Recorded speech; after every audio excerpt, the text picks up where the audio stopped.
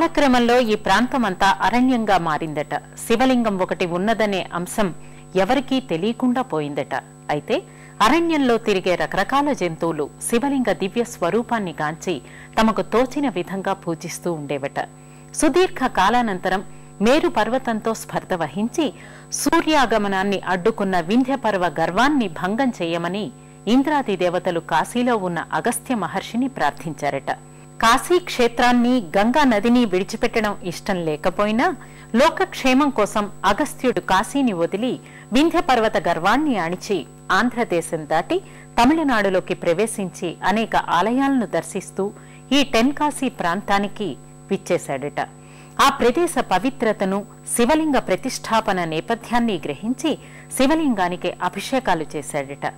కాశీ విశ్వనాథుడు టెన్కాశీ విశ్వేశ్వరునిగా భావించి అగస్త్యుడు కొంతకాలం వరకు ఇక్కడే ఉండి స్వామిని అర్చిస్తూ స్వామి వైభవాన్ని చుట్టుపక్కల ఉండే ప్రజలకు తెలియజేశాడట. అనంతరం భక్తులు ఇక్కడే ఉన్న మురుగన్ ఆలయానికి చేరుకుని స్వామిని మనసా వాచా కొలుస్తారు. ఇక్కడ కుమారస్వామిని మురుగన్ అని పిలుస్తారు.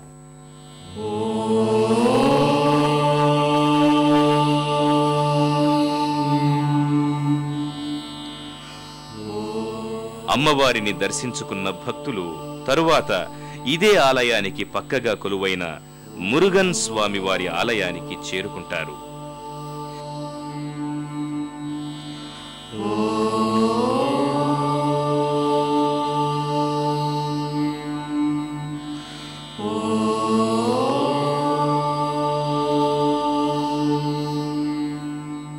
శక్తిహస్తం విరూపాక్షం శిఖివాహం షడాననం దారుణం రిపులో గగ్నం భావయే కుక్కుటధ్వజం అంటూ మురుగన్గా పూజలందుకుంటున్న కుమారస్వామి వారిని దర్శించుకుని తరిస్తారు. ఆ స్వామి తనను దర్శించుకునే భక్తులందరికీ శక్తి సౌభాగ్యాలను అందిస్తాడని భక్తుల నమ్మిక.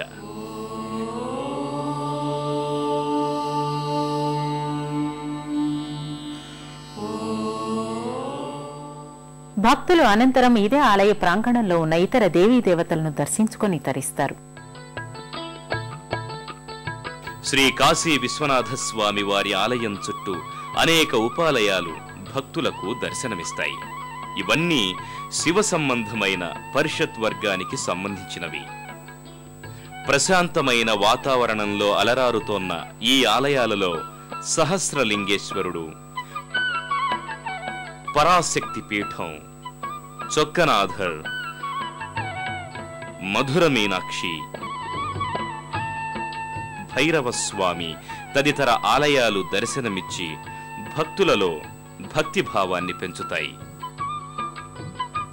అలాగే ఆలయంలో ఒక మహిమాన్వితమైన అంశం ఉంది. ఆలయ ప్రాంగణంలో ఒక బావి ఉంది. అందులో ఉండే నీరు సాక్షాత్తు గంగాజల తుల్యం. టెన్కాశీ పట్టణంలో ఉన్న నీళ్లకు, బావిలో ఉన్న ఈ నీళ్లకు ఎంతో తేడా ఉంటుంది. ఆలయంలోని ఈ నీరు సర్వ వ్యాధులకు ఔషధంగా పనికి వస్తుంది. కాశీలో ఉన్న తీర్థాలన్నీ ఈ బావి నీళ్లలో కలవడం వల్ల ఈ బావి జలం మరింత మహిమాన్వితమైనదిగా విరాజిల్లుతోంది. భక్తులు గంగాజలాన్ని భక్తితో స్వీకరిస్తారు.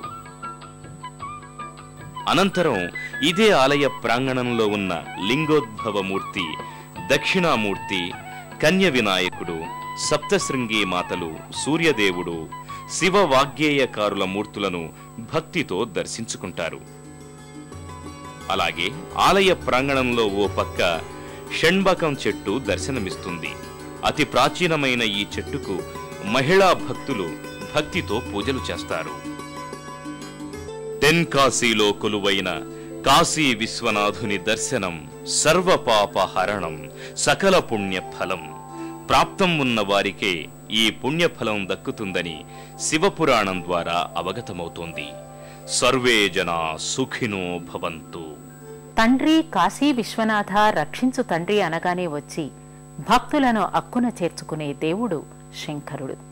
భోళా శంకరుడిగా, నీలకంఠేశ్వరుడిగా పూజలందుకుంటున్న ఆ స్వామి కరుణా కటాక్ష వీక్షణాలు అందరి మీద ఉండాలని కోరుకుంటూ మరో తీర్థయాత్రలో కలుసుకుందాం. అంతవరకు సెలవు మరి. పుణ్యక్షేత్రాల దర్శనం, అపురూప ఆలయాల సందర్శనం, తీర్థయాత్ర కార్యక్రమాన్ని ఇప్పుడు యూట్యూబ్ ఆన్లైన్లో www.youtube.com/etv2india లింక్ ద్వారా కూడా వీక్షించండి.